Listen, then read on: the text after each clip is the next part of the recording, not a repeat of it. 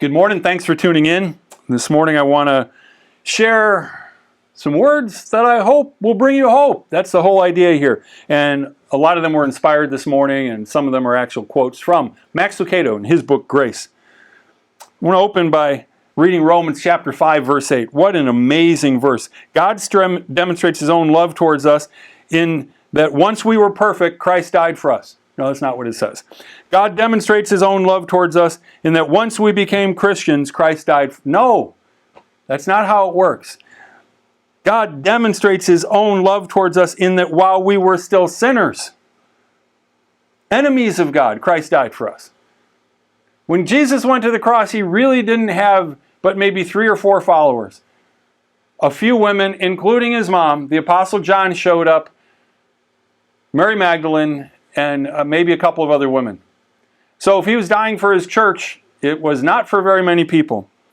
So what's his whole thing? I love what it says in Ezekiel chapter 36, verse 26 and verse 27. He says, I will give you a new heart, and I will put a new spirit in you. I will take out your stony, stubborn heart and give you a tender, responsive heart. And I will put my spirit in you so that you will follow my decrees and be careful to obey my regulations. So I know some people have had open heart surgery. I know multiple people that have had major surgery done. But a heart transplant, that's like a whole other thing. It's like you just take that thing that you've got and somebody else gets it. Okay? Grace is the story of God as the heart surgeon. Cracking open your chest. I know a lot of people, they've had it cracked open. And he removes your heart, the one that's poisoned with arrogance and all kinds of other stuff, okay? And he replaces it with his own. And he says he's going to give us a spirit. It's a spiritual heart transplant. I can't remember if I've talked about it before, but Jackson Browne has a song called Cleveland Heart. He heard about this clinic in Cleveland, and they put this mechanical heart in you. And it's kind of a funny song, not like a ha-ha, well, yeah, if you get it. But he's just kind of like, no, I like this one because it don't break. I mean, it keeps pumping, and it doesn't need to do what a regular heart does. There are people out there with them, and you can't do this. That's not going to help. But like he's saying that, like, you know, like when somebody does something to hurt you, it won't break.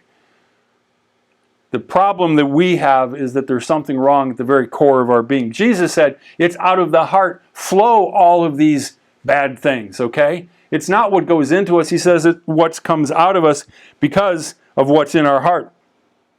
So he replaces it with his own heart. So God doesn't just, oh, you should change. No, he doesn't should on us.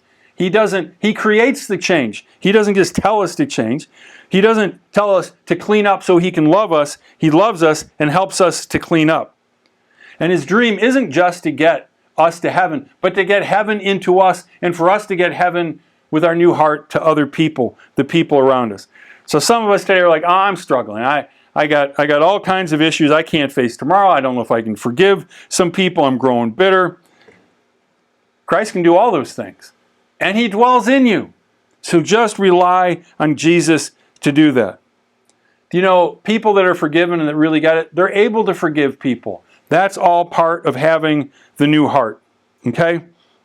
Let me close by reading a final statement. To be saved by grace is to be saved by him. Not by an idea, not by a doctrine, not by a creed, and not by church membership. It's saved by Jesus himself. That is good news. Grab a hold of Jesus and let him give you a new heart. God bless you.